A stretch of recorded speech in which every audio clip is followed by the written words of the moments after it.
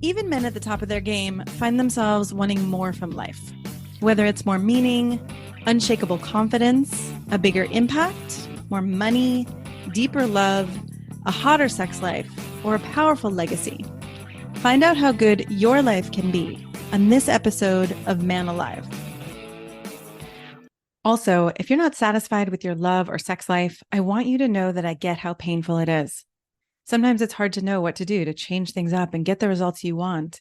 But having spent 20 years as a dating and relationship coach, supporting thousands of men to have the relationships and sex they want, I know it's possible for you when you get the right kind of support. As a woman coach, I bring a unique advantage by helping you understand how women think and feel and why they say and do things that can be so frustrating for you. My specialty is being able to tell within minutes why you're losing attraction, trust, or respect from women, and how to turn that around. Even though you've likely been raised to think you should be a man who doesn't need any help, it just doesn't work that way because none of us were handed a guide to love or sex. So every month by application, I open my calendar to a few men for consultations. Men are amazed to walk away from these sessions feeling more confident in and out of the bedroom. Coaching isn't for everyone. I work with men who are willing to be honest about their role in the situations they've created. So if you're still playing the blame game, this isn't for you. But if you're ready to take action and have a love and sex life you feel great about, book a time to meet with me. Go to shanajamescoaching.com/consult and fill out the form to tell me more about you so we can set something up. That's shanajamescoaching.com/consult. Enjoy today's podcast. Hello and welcome to this episode of Man Alive. I'm excited to be here today to talk about something that most of us are dealing with these days as the world gets faster and faster and we have more and more to do and more technology. As I say this, I'm looking at a computer screen and realizing my phone screen's over here. And, there are all these ways that we can be distracted. And I have a man here today who has created something called the Perfect Day Method to help us be less overloaded and overwhelmed and to be more effective and also happier. We're also going to talk about mindfulness at work and, a bit about emotional intelligence and how this can all come into play to have you be more effective and, again, like I said, more fulfilled. So welcome, Pierre Kawan. Thank you so much for being here today. Thank you, Jenna. I'm very much looking forward to today, and thank you for inviting me. Yeah, it's good to have you. So let me give you a quick intro for people who haven't heard of you. Pierre is the founder and principal of People on the Go, and he has more than 15 years of experience in the software industry. He's founded several companies, including a financial software company and an e-CRM company in 1995, raised several $1 million for funding rounds, and completed 2 successful acquisitions. In the last few years, Pierre's interest has centered around bridging the gap between technology and people. He founded People on the Go to help corporate users manage email and digital communication tools more effectively and also be more mindful and get more work done. And founded Digital on the Go to help organizations take full advantage of the new advances in digital video and web distribution. Pierre holds a master's degree in engineering from the University of Michigan and has completed several executive education programs at the Stanford Graduate School of Management here in California. And we met at the Wisdom 2.0 Unconference. And actually, we both put a topic on the board. For those of you who don't know how unconferences work, everybody, rushes to a board and puts a topic and people go to whatever room they want to have the topic. And we both put overlapping topics. It was like mindfulness at work, and I included psychological safety. So we met there, and I was really impressed by Pierre's work and wanted to have him on to talk to you today. Here we are. So here we are. So let's talk a little bit. Let's start with, can you give an overview of the Perfect Day Method and how it works? Yeah, so the Perfect Day Method is about us being more intentional and therefore always being aware of what are we doing, how much time we're spending on what we're doing, and why are we doing it? Like, what's our purpose? Wow. Okay. Even that's profound. I'm realizing how often people do things without knowing how long they're doing it, what they're even doing, right? We can be so caught up or doing 15 things at the same time. And then ultimately why we're doing it. Yeah. So these are so important, but because we're just handling so much, we don't stop typically and think about this. We're just doing. We're doing one thing after the next, after the next. Even before we finish what we're doing, we're already thinking, what are we going to start Oh, next? yeah. I Yeah. know. I mean, I can be doing one thing, I'll copy something, to be able to paste it into an email. And then suddenly I'm doing something else. And then I realize, oh, I never finished that other thing. Oh, that's a great example. Yeah, yeah. Yeah. So the perfect 15-minute day method, which we also call PDM in abbreviation, so today we refer to it as PDM, Great. is basically about awareness. And in order to create that awareness, we created a scripting language almost that you can use to help you be more aware what you're doing, why you're doing it, how much time you're spending on it.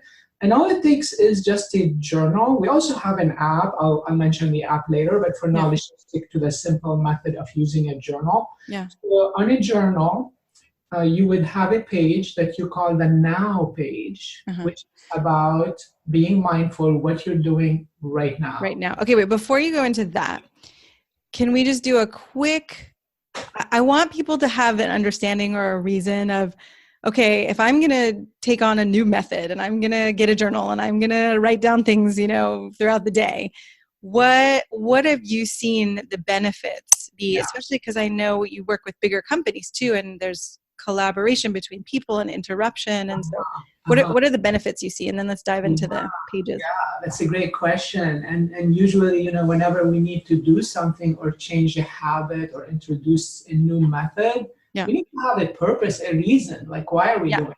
Yeah, exactly. So there are almost like two sides to this, two big areas of benefits that people have been reporting. And this is something, by the way, just a side note, we released this method about a couple of years ago. Okay. With the book. And at that time, we did a lot of testing with people. Like, what do you think? Try it out. And then over the last 2 years, we've been evolving everything based on a lot of user input. So this is not something that's kind of very new and we're trying it out. Right. You've actually tested it. Yeah. So the benefits that people have reported over time, they tend to fall in two different categories. So one category is the practical benefits, which are things like, now I'm able to focus much better. I'm much more aware of where I'm spending my time. Yep. I'm much better at estimating how long things take. I'm overcoming procrastination. That's a big one. Because I feel like in 15 minutes, I can start something and do 15 minutes in it instead of thinking, oh, this is a big project and I have to work on this project and how am I ever going to do it? And then we don't start or we put it off. And yeah. So this is one aspect which I call the productivity aspect. The other aspect of the method is more what you mentioned earlier, which is more of the emotional intelligence arena. And this is where part of the method also is to be aware what's going on inside, which is thoughts and emotions, and then becoming aware of them and having also a very structured approach to process them. That can help us become kinder to ourselves, so we're not too hard at ourselves when things don't work or when we're challenged. And then it also enables us to become more collaborative, more open to others. The benefits have been quite a few. They fall between productivity and people and so on. That's great. I was going to say, it can seem fluffy in some ways, like, oh, we can be kinder to ourselves. And yet when I talk to my clients, one of the biggest things that holds most of us back are the judgments we have about ourselves, or, I'm not good enough for this, or I don't know how to take this on in the right way. And what if I mess up? And those actually drain a lot of energy. Yeah, huge. They take so much of our energy and therefore our time. Right. So having a way, giving them space, it's not about not having them. I think sometimes there's a little bit of a belief that, oh, I shouldn't have those, or I wanna work at ways to get rid of those. It's actually more giving them some space and then moving forward. Right. And a lot of people would think, well, I don't have time to have feelings or emotions or whatever at work. And yet your method, right, the 15-minute a day method actually helps people organize, okay, here are these chunks, these small chunks as to how to manage that so that it doesn't take over your whole day. Right. Yeah. Yeah. Okay. So you want to go into the different pages in the journal and how that works? So back to more the practical side of the method. Yeah. So in the journal, one of the important pages is the now page. And this is where whenever we take on any task, even a tiny little task or a bigger task, we put it in writing, and we have a tag according to the method. We have a tag which we call the now tag. So if, let's say, I'm about to work on this proposal, I would write down now in capital letters, colon, and then proposal. So basically what I did, which may appear like so simple and trivial, actually this is not. This is a major shift in how we work. Means now we start to be very much in charge, more strategic, making decisions along the way, every step of the way, instead of the alternative, which is just finding ourselves going from one place to the next. Right. I was just imagining myself, right? If I wrote down what I was doing, I wouldn't do the 13 things in between and then forget what I was doing. Yeah, exactly. So our mind is just amazing and how it goes places. And, I don't know if in our conversations this came up, but Harvard did this research about the mind and how often the mind wanders. And the findings at the end were that the mind wanders 47% of the time. 47% of the time. They followed like 2,500 people around. They gave them all these tools and apps to and be, every so often query, like, where's your mind right now? And so anyway, overall, 47% of the time. I'm actually surprised. I was thinking you were going to say 60 or 70% of the time. So we're better than what you thought. Then we'd never get anything done. Wow. All right. So this is right. It allows you to actually focus instead of wondering. Yeah. So then in addition though, after you decide that's what I'm going to work on, and that's why with this you also have more purpose, because when you decide and when you write it down, that means there's some more thought that went into it. So now you're more purposeful. And then you jot down 15 in parentheses, and you set your timer for 15 minutes. And the idea is that your intention is that you spend the next 15 minutes dedicated, fully focused on this one task. Yeah. Now there's a lot. I know this is going to be a big conversation here because there's a lot that can happen now. But at least you started with a good, very clear objective that your intention is to be focused for the next 15 minutes on this task. Yeah. Right. And so many things can come up, right? When you're interrupted by someone else, or when something else happens and you get an email, or all of those things. So then you have a method for handling this. If you want, we can dig a little deeper if you want to get into the details, what's your thought, Shana? Well, maybe why don't you go into a little bit of, okay, so what happens when you get interrupted, and what's the other 2 pages that you have? Okay, cool. So first, so let's say you started this task, you wrote down now, proposal 15, you started your timer. So our intention is to be focused on this task for 15 minutes. Let's take different scenarios. Let's say the first scenario, the good scenario. Let's say you were able to finish this task within the 15 minutes. If that's the case, you check it off. So you put little check mark next to it. And the more important part here is to pause just for a mindful moment, acknowledge that you've accomplished something. Even if it's actually stop. Yeah. Even if it's tiny little small thing, it doesn't matter. Just acknowledge the effort that went into it. Let that feeling sink in, and then move on to the next thing. So this little habit, which is also tiny, this is also has a huge impact, because what that means, as your day progresses, you're going to be much more feeling the accomplishment and remember the things you have been making progress on. And that's going to reflect in being more positive, feeling better, and counter the times where things don't go well, when you're challenged. So there is a balance in our life. It's not all about what we haven't done and what's outstanding and how much more time do I need to put. Yeah. So we need that balance. And this translates to being more self-fulfilled, feeling more accomplished, feeling good about work. So these little things can really change how people feel about work. I love that, especially because when I get on the phone with my business coaching clients, I always have them celebrate something first, because it's so rare that we actually stop and say, okay, I accomplished that, and now I'm going to move on to this next thing. It's more just like, got to get that, got to get done, got to get it, next. And then we feel empty and, often kind of defeated in a certain way, or burnt out at least.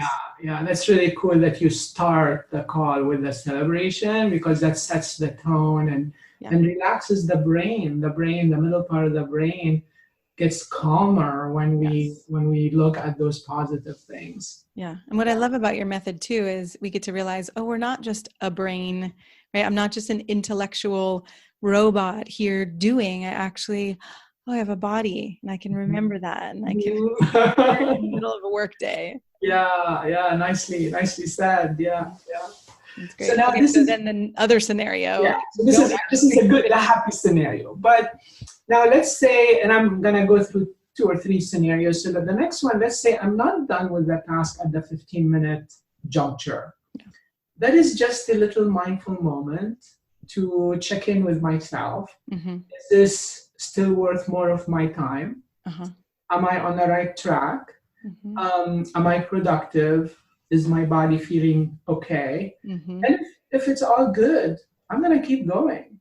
Great. So then another 15 minutes. Basically, I extend the time by 15 minutes. Uh-huh. And so basically, the 15 minutes is not a deadline, which is easy sometimes to think of it as being a deadline. And then the question is, what do I want to finish? Can I really finish my task in 15 minutes? So it's not really a deadline. It's just a mindful moment. It's, am I on the right track? Should I make a change, or should I continue? And being on the right track is not only related to the task. It's back to what you said earlier. We're not just robots. It's also related to, where am I right now psychologically? How am I feeling? Where is my mood? Where's my body? Do I need to stretch a little bit? Do I need to, get some air? Mm-hmm. So these are great questions. We call them like a micro reflection. Yeah. At that 15-minute juncture.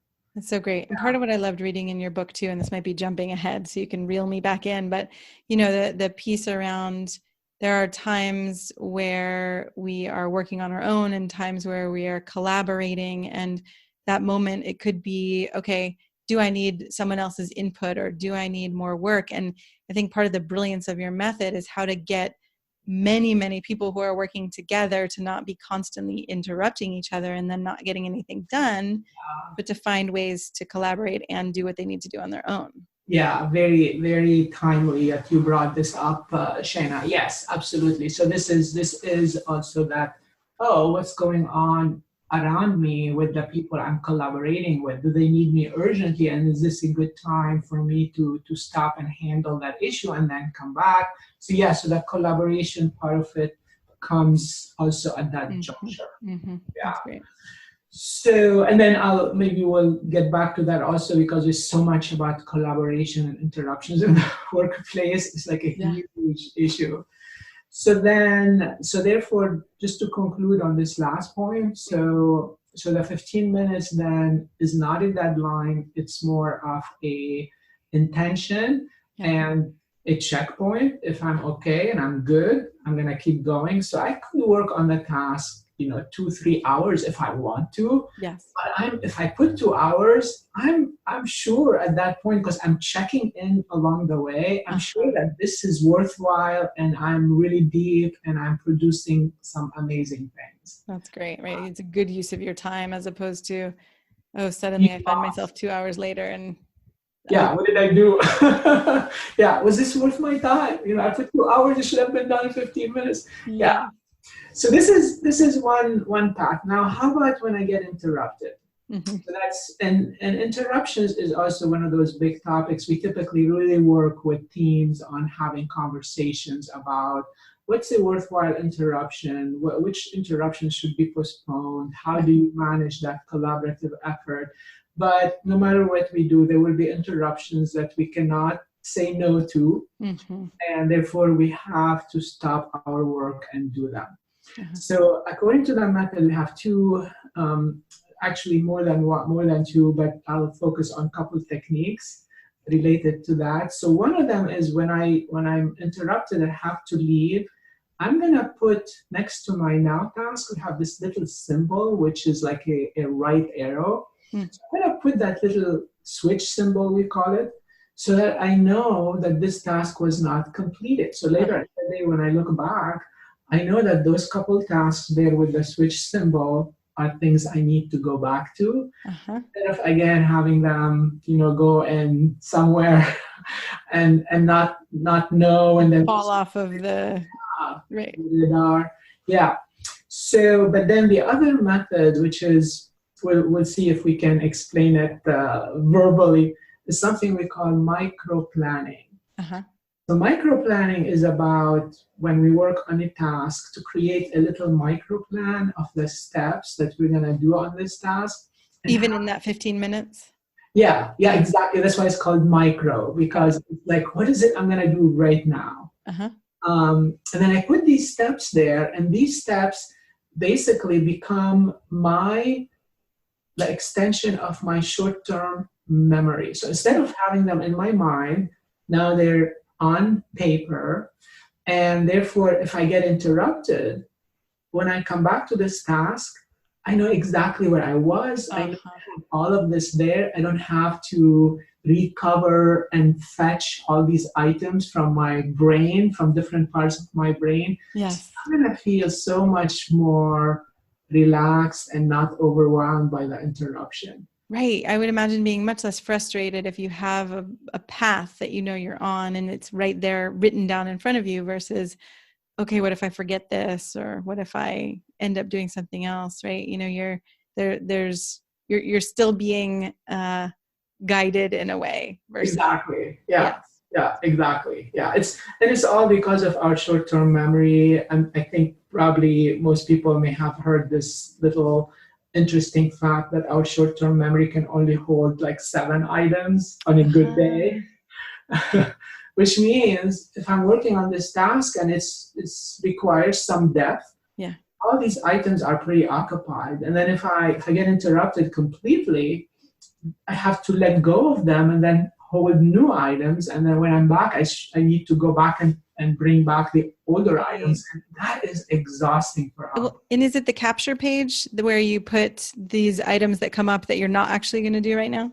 Okay, so that's a slightly, this is another really cool technique, which is, thank you for the reminder. So I'm going to talk about that one too. Okay. The plan, actually, because it's so related to the current task, it goes right on the now page underneath the task. So if I'm trying to work on this budget, and I know I need to do this and this and this. So I'll just make a quick note of those steps right on the now page. Okay. Now, the capture page serves another really cool purpose, slightly different though.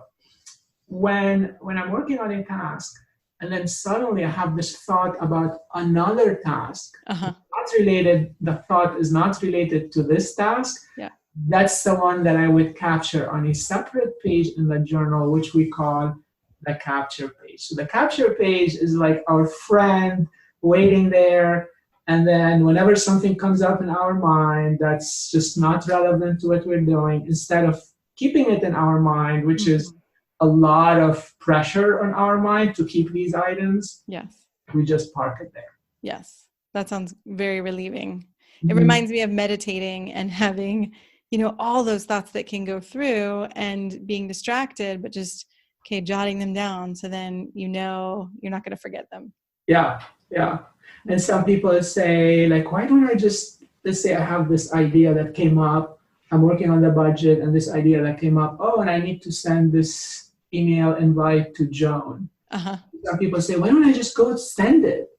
And what do you say to that? Why?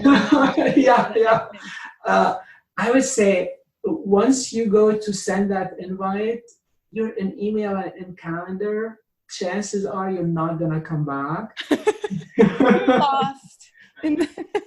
we lost into that other world. And in addition, it takes you way away from your current task, and your short-term memory needs to now unload, reload. Right. So yeah, I would say if your current task is important, which hopefully it is because you chose it, that means when things come up, no matter how important, and actually this is an additional little nuance, Shana, you probably enjoy. So so this, let's say I'm working on this task, Mm-hmm. and then something came up in my mind that's urgent, Yeah. needs to be done. So what, according to the method, what we recommend is start a sidebar on your now page. We call it the next column. Uh-huh. Write down what that item is in the next column and don't do it. So wait for the current 15 minutes to be done. Uh-huh. And then you look at the next items, and then you decide if And then you you want. reassess, right? Am I going to continue or choose that next one? Yeah, That because sounds like it could be really challenging.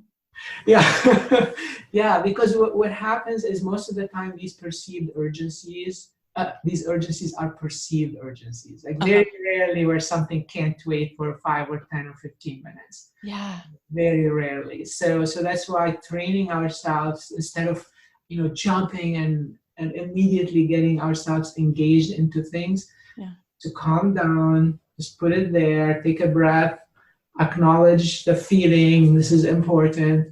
Just let it sit for until you finish the 15-minute juncture. We're not gonna wait for hours. Yeah. Then look at it.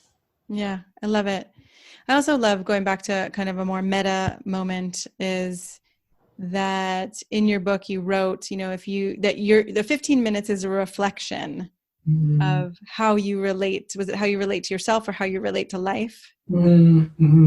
Yeah, pretty much. So basically, sometimes we start to say, oh yeah, I'm going to do this, I'm going to do that. Next week I have all this planned. 6 months from now I have this planned. And we get so consumed by this future ideas, and we forget that really what matters, what's going to make a difference right now is what are we going to do right now, today, and not just today, but right now. Wow, actually, now.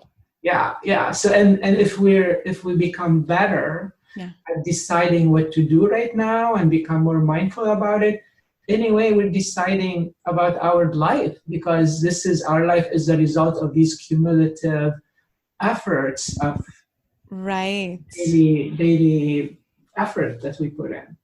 Yeah, that's actually a really beautiful way to see it. I mean, our life is accumulation of these, however you want to break it down, in this case, these 15-minute, segments. But if we if we're checked out for any of these segments, we're not really there in our lives. So we're not getting to accomplish or enjoy.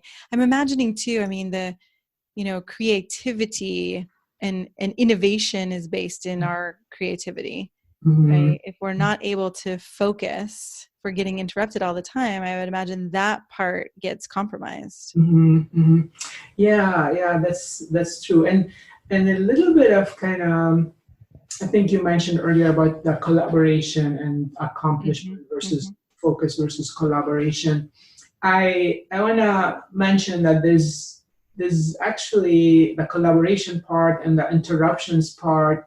That's also crucial. So we're not advocating that we only can be focused. I think as part of the method and the bigger picture, how we look at the method, we like to think that there are 3 work cycles that tend to happen in the work. So one is a cycle where we're individually working on something, and this is the focus time, and this is where we're gonna use our own capabilities and accomplish things.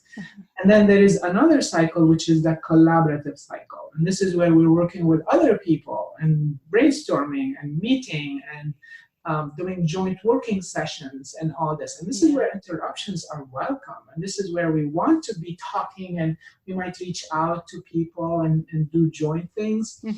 And then the third cycle is, we call it the play time, but it's actually getting energized and making sure that we have the energy, and we're our body is okay and we're feeling good. So this is stopping and doing something that would enable us to feel better. Uh-huh. And And the would you do idea that for 15 minutes too, or it can be shorter, that one? any of those could be shorter. The only one where time the 15 minutes is most applicable is the focus time. Okay.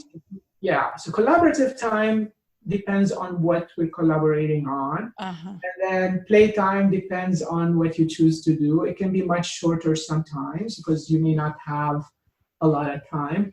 But the idea is to be also mindful of which of these cycles am I in right now, or which of these cycles I want to be in right now. Yeah.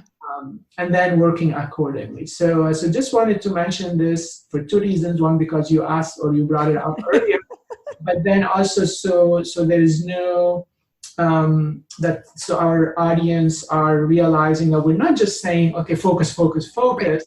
We're really saying to be effective, we need all three. We need to have times when we are focused, and that's where the 15-minute method comes in. Yep. We have times we're fully collaborative, and that's where we're more free form, we're more improvising, we're more going with the flow. And there are times where we really need to stop and take, we call it that mindful break, to get us back on track and allow us to be more, more rejuvenated. Yeah. And what are you finding in your own company? I'm imagining people who work for you and with you are taking on this method. Yeah. Yeah. So we basically, we have a number of ways in which this is apparent. Mm-hmm. We also, everyone, and I did mention briefly the app earlier. So we put that method into an app and also a 21-day challenge so that people get a chance to develop the habits, because this is really about habits. Yeah.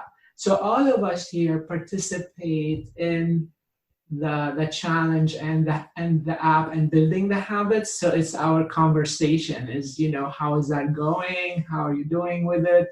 And we do a lot of coaching for our participants, more so in the challenge, like answering questions and giving them guidance from our own experience. So it's really something we're all experiencing. Great. I love it.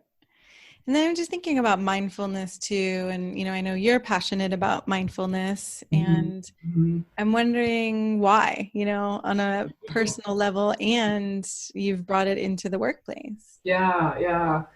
Mindfulness. My experience, and also just as knowing this is your field as well, Shayna, is over time, it's just neuroscience has proven, and I don't think we need neuroscience. I think my own experience shows just how much calmer and how much more reflective and how much things become easier with the practice of mindfulness. So that's why I happen to have stumbled upon meditation long time ago. And then for me, it was more what I did, and I felt a lot of benefits from it in all the areas we mentioned. But as I started to get deeper into the productivity field and working on different methodologies and working with different organizations, I always was looking for more ways to make these benefits stick and help people be more productive, overcome the overload. And that's where it dawned on me that kind of marrying the two, like bringing a mindfulness dimension to the productivity work that we do, can be very powerful. I can feel the power in it, rather than just the productivity without any sort of sense of the mindfulness or the body, or like there's a roboticness that can happen with the productivity if it's not actually connected to, okay, I'm a human being and there's more of me, right? Absolutely. Exactly. Like am I mindful of myself, what's going on in my emotionally speaking, my mind and my body, and that's where we become much more, I think it's much more powerful. Yeah. Yeah, it's interesting too. I mean, I have a program that I work with people on called Invisible Influence, and it's Mhm. all of the ways that most of us don't realize we're influencing each other, beyond our words. And I'm just thinking about that. It's like, oh, the more mindful we become of why we're doing what we're doing, and the more space we have to respond to other people we're collaborating with, right? Rather than our quick reactions or Mhm. our old wounds and all of that. I mean, the more we actually can bring consciousness to all of this, Yeah. the more we can create and innovate and be more productive. And then, like you also said, you get to be happier and more fulfilled because you're not so fried by the end of the day. Yeah. Yeah. Beautiful. Big things. And the great thing is that to improve on all of those things, Yeah. it's possible, and it can happen in small increments. Yes. And we get there. Like part of the mindfulness practices we do in some of the workshops, we talk about how those capabilities are all trainable. Like, Mm-hmm. I talk to many people and they say, well, I'm scattered, I can never sit and just do my breathing exercise, and my mind is always busy. It's okay. No matter where we start from, and this is where science comes into play. So neuroscience have shown that no matter where we start from, those our brain capabilities are something that can change, which is the neuroplasticity concept. Mm-hmm. Mm-hmm. And therefore, our brains, just like our muscles when we go to the gym, they start to evolve, and new connections between the neurons start to form, and new behaviors start to get reinforced, and we can develop these capabilities. So that's great news. Yeah, imagine if they were fixed and either you have it or you don't. So yeah, that's a really good Right. news. That would be really disappointing if you had Yeah. it and you don't, right? But that's not the case. And that's science is actually proving that more and more. Yeah. Yeah. So obviously, if we start, if our mind is really scattered, it's going to take a little longer. Yeah. It's so rewarding to take on that challenge and say, I'm just going to start with small steps and do my whatever practice it is. And that could be the breathing, which is a great place to start, just a few minutes of breathing and focusing on the breath. And that could be evolving it into more. And this is where communities become so important and helpful, and coaches. I think what you're doing, Shana, with creating that awareness with people who want to improve. Yeah. Yeah. Well, thank you. Thank you so much for this and for your creation. And any last thing that you want people to know? Yeah. This were your last words that they would hear. What do you want them to know? But then how they can find more of you. Yeah. So my last words, I would say it's the last thing I just said, which is, I think the really good news is that we all can make steps and see rewards fairly quickly when it comes to being more mindful around all the work issues, but also discovering that self-fulfillment, and feeling better no matter what things happen on the outside. Even if they don't change, we still can feel better, and then we'll be in a position to make changes. Yeah. So yeah, I think it's more about hope and about that it's easier than what we might think. That's great. Thank you. And where can people You, go? yeah, so a great conversation. I really enjoyed it. I think it was great. Good. Yeah, have all these topics come up, and I really enjoy hearing about your experiences. So thank you. Thank you. Thank you. And let's send people to do you want to send people to your website, to your book? Thank you. Yeah, and it's so the website and the book. One, I'll give you one place where there is quite a few things. It's hellomindful.me. So this is we named this because we believe that there is a mindful person in every one of us. I love that. Yeah, we want to discover that person and nourish that mindfulness thing. So hellomindful.me/the challenge. Actually, you don't need to remember that challenge. Once you go there, one of the tabs is the challenge. This is where people can actually participate. It's complimentary. Okay. In the next 21-day challenge, which is coming up in May. So that's one way to translate what we talked about today into small steps and habits. Perfect. Yeah, and it's complimentary. So if you go to hellomindful.me, you'll find the tab, the challenge, and Great. And I would imagine that if someone's part of a team or leading a team, they could actually bring everybody into this challenge so that's that they're right. doing it That's together. right. Yeah, which multiplies the effect. So Awesome. mhm. Awesome. Well, thank you so much for being here. Yeah, thank you. Thank you. Have a great mindful afternoon. You too. I'm so glad you joined us for today's episode of Man Alive. I hope you enjoyed our conversation and it gave you something to consider and explore in your life. If you like what you heard, I'd be so grateful for you to subscribe and write a quick review that helps men like you find us. And again, head over to shanajamescoaching.com/quiz or text the word ALIVE, ALIVE, to 44144 to get a sense of how you can become a better lover and leader. You'll start to see how you can be both more respected and desired in your unique and genuine way. If you don't feel as confident or as excited about life or love as you'd like to be, this quiz is a really great starting point and will guide you toward a more passionate love life and a more inspiring and successful career. So again, text ALIVE, ALIVE, to 44144 or head over to shanajamescoaching.com/quiz. Join us each week for a new episode of Man Alive.